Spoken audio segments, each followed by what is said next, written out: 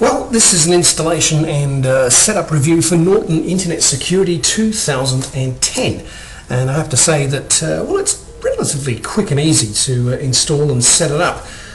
You can see on the screen here it's just installing. It actually notices that I've got another version. It will in a minute anyway. It asks me to agree and install, and it's also going to send some information to Symantec as well. Some people may have a problem with sending information back to the software developer. Personally, I don't when it's something like this. Anyway, it's removing the previous version of Norton that I had, and so it's popping it on there now. All that's pretty cool. There are lots, and look, I'll let this play in the background because you can see that there's lots of different things going on, and I can talk about it at the time. What I like about Norton 2010 or Norton Internet Security 2010 is the fact that it's not a huge resource hog. You're about to see on the screen here that I'm comparing the Windows Task Manager with what Norton says is going on, and you can see that they're actually pretty close. The CPU usage is pretty close. Now, Norton's saying that it's only taking up a tiny amount of that.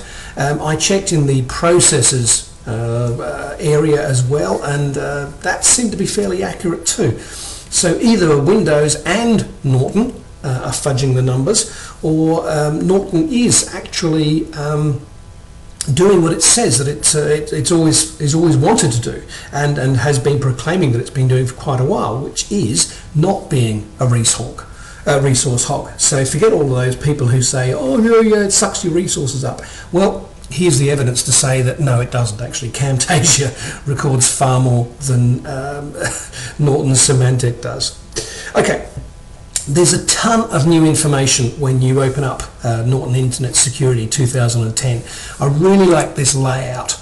It's got tons and tons of good information there. You can quickly run a scan, you can run a bigger scan. It's very, very easy to understand information, as you can sort of see. It whips through a scan quite quickly. This is a quick scan, of course, finds a whole lot of things that it's not happy with, and then will let you know that it wants to do something about it. If you wanted to save some of the cookies, for example, that it finds, then there's a bit more jiggery-pokery that you have to go through. It's not as easy as just saying, oh look, you know, look, there we are, total items scanned 10,600, and there's 20 tracking cookies. Now, I can't just take some of those tracking cookies out and save them from being deleted. It would be nice to be able to right mouse click and just sort of say, no, don't delete this one, quarantine it, or make it that, you know, it's excluded every time that you run through trying to find things. But alas, it's not that easy in this particular version of Internet Security. It may well be in the upcoming version of 360 in a few months' time. Who knows? One of the things that I really do like about Norton Internet Security 2010 that it seems to finally have figured out, and almost got right, but not 100%. Is that it enables you to copy across the information that you've got from your toolbar settings, you know, your logins and everything for various sites that you go to, your login username and password. It enables you to save them to a USB stick so that you can then use them and transfer them to another computer. Fantastic. But there is a caveat. The downside to that is that you can't take those username and password settings and use them on any computer. That computer that you're taking it to has to have Norton Internet Security 2010 on it. And not only that, but you cannot save those that backup file of passwords and usernames and passwords. You can't save it to anywhere but your USB stick. So you can't save it, for example, to my favorite place for saving things, which is Dropbox. You can't save it to that.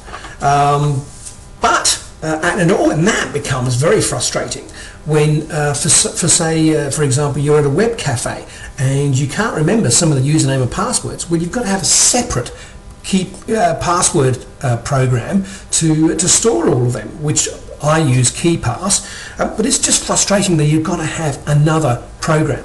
Now, you might think, oh, well, you know, that's not a major drama going to a web cafe, just take your own laptop with you or something. But what about if you're in somewhere like the Qantas Lounge? Now, you're using a PC in the Qantas Lounge, but they don't have Norton Internet Security on their computers. Well, it's not my place to tell Mr. Qantas what to put on his personal computers. So that becomes really frustrating that I've got to carry a separate bit of software on a USB stick somewhere with all my different usernames and passwords, or have something really insecure, really unsafe, which is the same username and password across all of my major sites: banking, insurance, PayPal, all the sorts of different things. That is a bit of a worry. I definitely don't want to do that. Okay. But some of the, as I say, some of the things that I really do like are this amazing amount of information that you've got here. There are tons and tons of information that you can see that you know, that the Internet Security system can give you. Lots of different settings. One thing that I have noticed, and I don't know whether it's the fact that my computer is getting old, or whether it's the fact that Norton Internet Security 2010 is actually got a little feature, shall we say, software feature in it. But with the previous 360, my previous version of 360, Norton 360 that is, I wouldn't have to wait for the computer to pop up the dialog to say, do you want to log in to your Norton username and passwords file? Because of course it's password protected, so that you can log into websites. It will automatically fill in those forms on websites for you. With Norton 2010, Internet Security 2010, it seems that when I go to a website where I have a login form, I could sit there for 10-15 minutes. I could sit there for 2 hours if I wanted to. I have to click on the Norton toolbar to get it, to then go, oh, do you want to access this website, do you? You want to access the form? And then it'll pop up the, give us your password to access all your username and passwords database. And then I have to wait for quite a little while for it to populate that online form. I don't know, as I say, it may be that my computer's slowing down, or it may be that Norton Internet Security has just got that little bit of a feature in it, and that some little software glitch somewhere is happening on my computer. But it doesn't just automatically pop up the do you want to log into your Norton passwords dialog box. I actually have to click on the Norton toolbar in my browser for it to pop up, and otherwise I just got to remember all my different username and passwords for the different sites, which defeats the whole purpose. But anyway, apart from that, I'd rate this as I guess a 7 out of 10 for the whole software. It's got good points.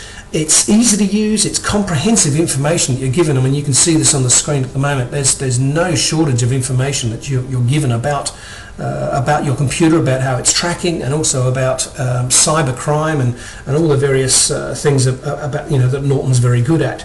It's very, very low on resources, and it's very fast when it's scanning your computer. So there are lots and lots of good things there.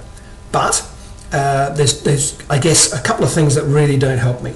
One is that it's unhelpful to the road warrior like me, who goes from computer to computer to computer. I can only carry my usernames and passwords on a USB stick, and only put it in onto a computer that's already running Norton Internet Security 2010. Which makes it pretty useless for me. If I wanted to store all my usernames and passwords, for example, on my iPhone, or I wanted to store them on my iPod, you know, as extra security, no one would think we're looking on your iPod. Well then, can't do that. Okay, and the other thing which is annoying is that I've got to click on the toolbar first to get the whole thing to wake up. But apart from that, yeah, I'd give it 7 out of 10, but please, Norton, let's get rid of this big cardboard box thing. It's a complete waste of time. It's only a little CD that you get. Why do I have to have a great big cardboard box